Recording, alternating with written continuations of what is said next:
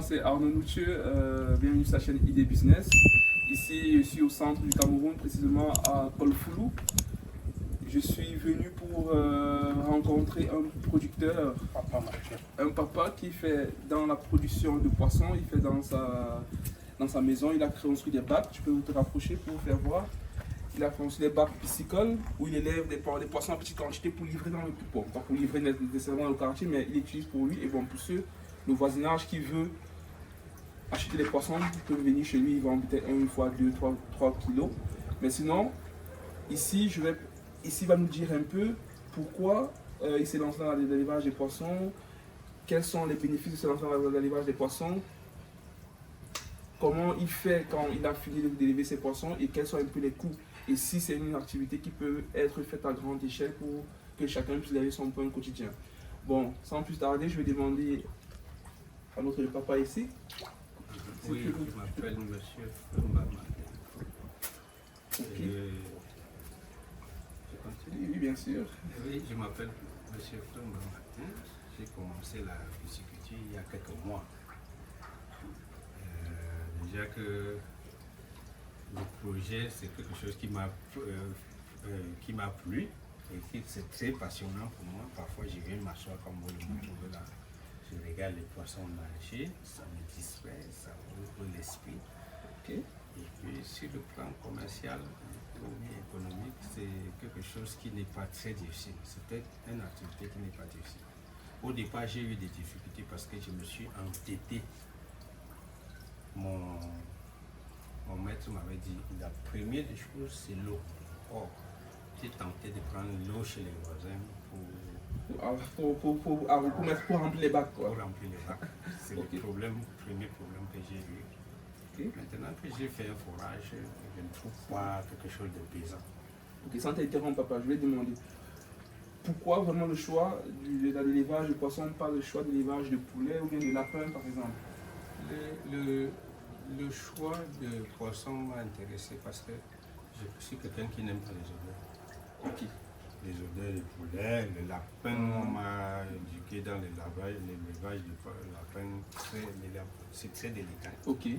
Il faut avoir des caisses, les empêcher d'avoir froid, tout ça. Et la manipulation est un peu plus difficile, quoi. Très difficile et j'ai trouvé difficile. J'ai trouvé que le poisson dans l'eau, il n'y a pas de problème. Le matin, je viens, je vais donner le repas. Oui. Les granulés. Les granulés. Ce qu'on fabrique dans la petite cuisine que vous allez voir dans les vidéos précédentes. 5 heures du temps après, je viens, je les nourris encore. Si l'eau déjà est sale, j'ouvre le robinet, j'évacue l'eau sale. Okay. Et avec ce tuyau, je suis en train d'alimenter le bac. D'alimenter les bacs. Bon. Et dans les futurs jours, je vais faire passer le tuyau sur le bac. C'est-à-dire qu'il y aura le robinet ici, on ouvre simplement. Okay. Alors, je ne l'ai pas encore fait. Je vais demander, ici c'est combien de poissons? On a 350 poissons. 350 poissons. Est-ce qu'il y a beaucoup de mortalité souvent quand on élève? Si, on en trouve. Combien plus ou moins sur tout le cycle? 2, 3, c'est pas régulier. C'est pas régulier. Et à la fin de production, 300 poissons, ça va te donner combien de kilos à la fin? Plus ou moins. En termes de kilos, je n'ai pas encore bien fait les calculs. Ok. Mais alors pour un jeune qui dit que bon, il n'y a pas de travail au pays, est-ce que c'est une activité qui peut se lancer, qui peut dire que ok, moi je veux commencer avec 300 poissons, est-ce que c'est possible?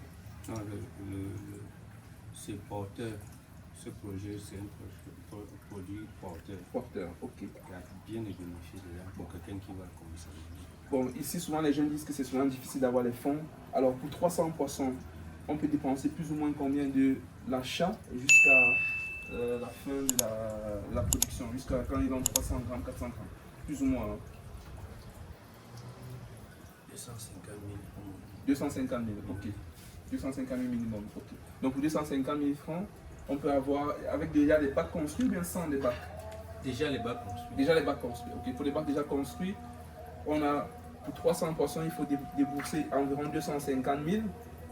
Et si on devait vendre, après que ça soit produit, on peut avoir un gain supérieur à 250 000? Oui, plus. On peut avoir le double.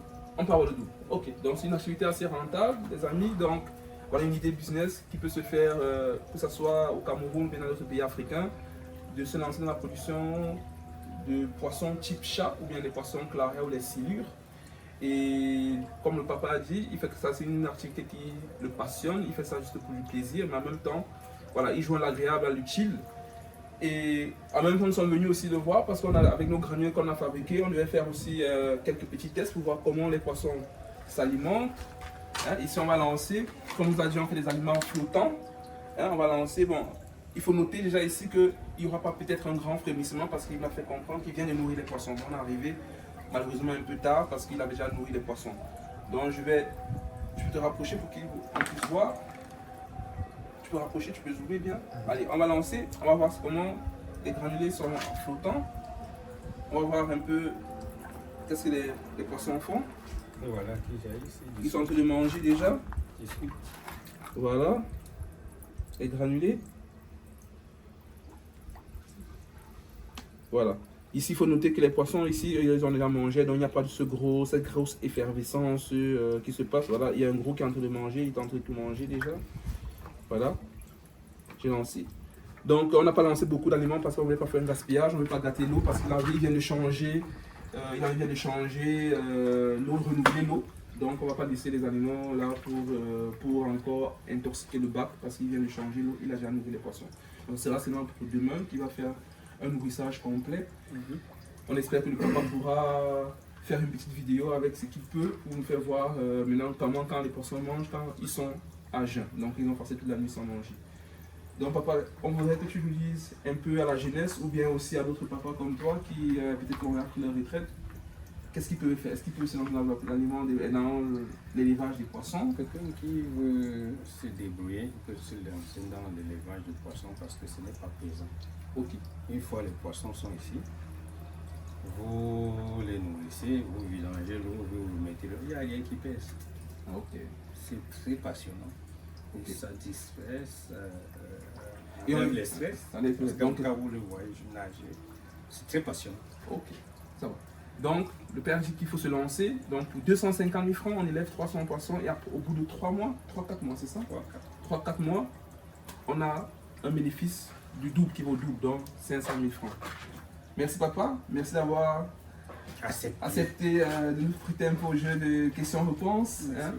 Et vous les chers abonnés, abonnez-vous. Il y aura d'autres vidéos où on va parler toujours d'alimentation pour poissons, de l'élevage, de bacs piscicoles et tout ce qui tourne autour du business en Afrique et aussi en Europe. Et abonnez-vous, partagez et on est ensemble. Merci.